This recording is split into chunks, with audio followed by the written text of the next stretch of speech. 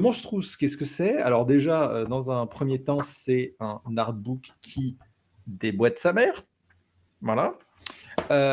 Et c'est un livre qui cherche à faire un bestiaire en même temps qu'un outil pour créer des monstres. Alors, oui, clairement, vu la tronche que ça, c'est très orienté dark fantasy, mais c'est un outil de world building pour, créer des créatures à l'aide de prompts, vraiment super détaillés. C'est-à-dire que là, si je vous montre, un prompt, vraiment, c'est une page A4, hein. Ça, c'est un prompt.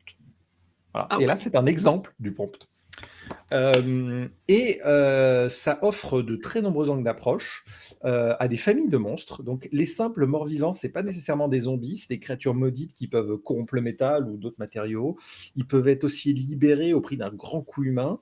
Les dragons, ils cherchent à tout prix à collectionner quelque chose, mais pourquoi forcément de l'or? Il y a des dragons dans ce livre qui cherchent à justement collectionner un maximum de livres, du savoir. Il y a même un dragon collectionneur de tombes. Et les exemples du livre sont jamais des créatures simples ou déjà connues. C'est toujours des twists assez étranges de ce qu'on a lu dans un livre ou vu dans un film. Ce qui est vraiment cool, c'est que pour une fois, un truc que je trouvais assez rare, l'auteur a réussi à, utiliser son propre livre pour donner des exemples vraiment très développés de ce qu'il a écrit et montrer toute la versatilité de ce qu'il a fait.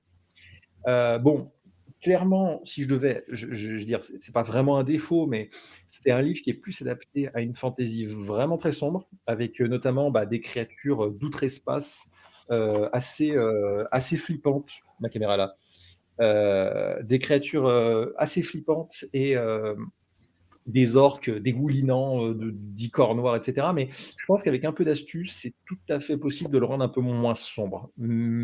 Mais ça reste quand même très orienté, de base.